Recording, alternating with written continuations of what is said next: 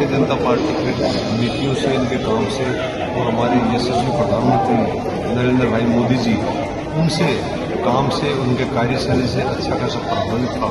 तो राव इंद्रजीत सिंह उनका जो कद है वो सिर्फ बावल ही नहीं, पूरा दक्षिण हरियाणा में उनके साथ है, उनका नाम है। तो मैं निश्चित रूप मानता हूँ बाउल में नहीं, उनका प्रभाव पूरे दक्षिण हरियाणा में भी चुनाव में काम करेगा और बाउल में तो विशेषकर काम करेगा, क्योंकि मेरा तो पूरा उनका आशीर्वाद उनके है। आप देख रहे हैं न्यूज वाइस, मैं हूं आपके साथ संजय कोशी। जब 24 घंटे का समय मात्र बाकी रहा है चुनाव प्रचार में और लगातार जो प्रत्याशी है वो पसीना बहा रहे हैं, गांव-गांव में जा रहे हैं, लेकिन बावल विधानसभा से भारतीय जनता पार्टी ने इस बार एक बिल्कुल फ्रेश नए उम्मीदवार को टिकट दिया है और वो है डॉक्टर किशन कुमार। लेकिन लोग जानना चाहते हैं कि डॉक्टर किशन कुमार है कौन, क्योंकि वो रेवाड़ी में सीएम हो रहे हैं और उन्होंने मेडिकल क्षेत्र में लगातार अपनी सेवाएं दी है। बात कोरोना काल की कर ले या वैसे भी कर ले, भटेड़ा गांव के रहने वाले हैं, लेकिन फिर भी लोगों में उत्सुकता है कि आखिर डॉक्टर किशन कुमार है क्या। तो आज हम जानेंगे डॉक्टर किशन कुमार से उन्हीं के बारे में। डॉक्टर साहब, सबसे पहले तो न्यूज वाइस में आपका स्वागत है। धन्यवाद।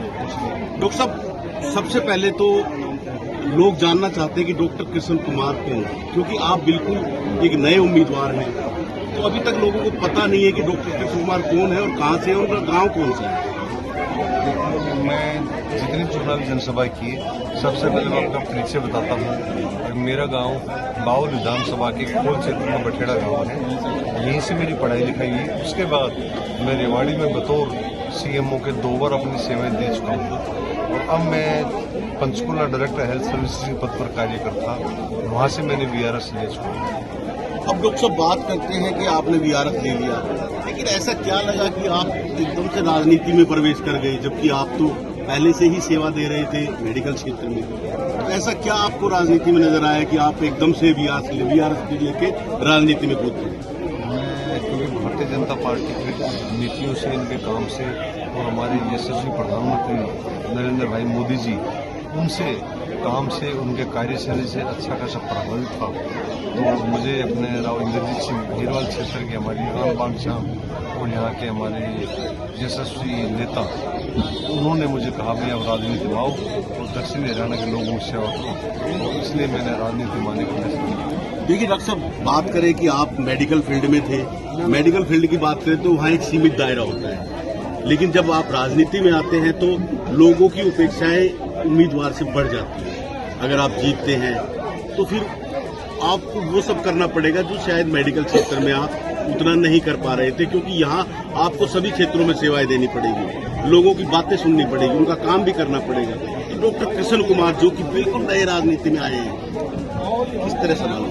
देखो, राजनीति में भले ही नया हूँ, लेकिन मैंने एज ए एडमिनिस्ट्रेटिव यानी अधिकारी के रूप में मैंने पिछले 7 साल से मैं कार्य करता हूँ और पहले सीनियर मेडिकल अफसर भी था। तो मुझे अपने कार्य का पूरा अनुभव है। तो तकरीबन कार्य हमारा जो चिकित्सा सेवा में था, जो प्रशासनिक अनुभव, वो मेरा राजनीति में जरूर काम आएगा, क्योंकि काम चिकित्सा के अलावा बाकी काम जनता का आएंगे।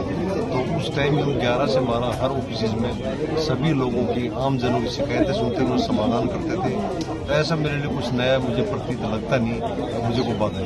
एक बात करें अब जो है दक्षिण हरियाणा में जो कद्दावर नेता है राव इंद्रजीत सिंह, बड़ा नाम है और राव इंद्रजीत सिंह के आप उम्मीदवार हैं, क्योंकि आपको राव इंद्रजीत सिंह ने ही आपका नाम टिकट के लिए आगे बढ़ाया। तो आप कितने आश्वस्त हैं इस बात को लेकर कि राव इंद्रजीत सिंह अपने कद की वजह से, अपने प्रभाव की वजह से बावल से डॉक्टर किशन कुमार को विजयी कराएंगे?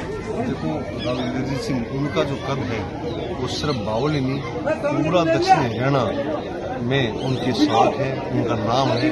तो मैं निश्चित वो मानता हूँ बाउल में नहीं, उनका प्रभाव पूरे दक्षिण हरियाणा में इस चुनाव में काम करेगा और बाउल में तो विशेषकर काम करेगा, क्योंकि मेरा तो पूरा उनका आशीर्वाद उनके है। देखो, बावल की जनता है जो लगातार यहाँ विकास कराए हैं भारतीय जनता पार्टी ने, इसमें कोई दो राय नहीं। बात एम्स की कर लें, बात हाईवे की कर लें, या बावल की जो हम स्थिति आज देखते हैं आप 10 साल पहले की स्थिति में जाएं तो ऐसा बावल नहीं था, लेकिन उम्मीदें, ये प्रोसेस है लगातार विकास होना।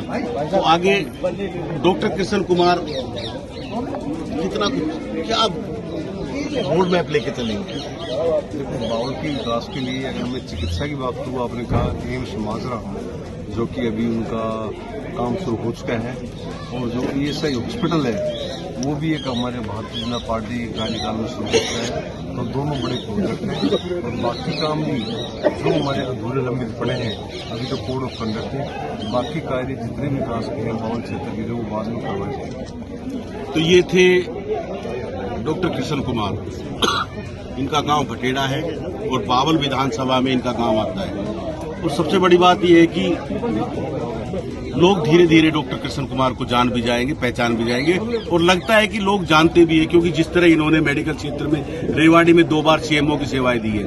एक मिडिल क्लास फैमिली से आते हैं, भटेड़ा गांव है, और ये लोगों के लिए जानना जरूरी था, और हमारा भी कर्तव्य बनता था कि हम लोगों को बताएं कि डॉक्टर कृष्ण कुमार आखिर है कौन।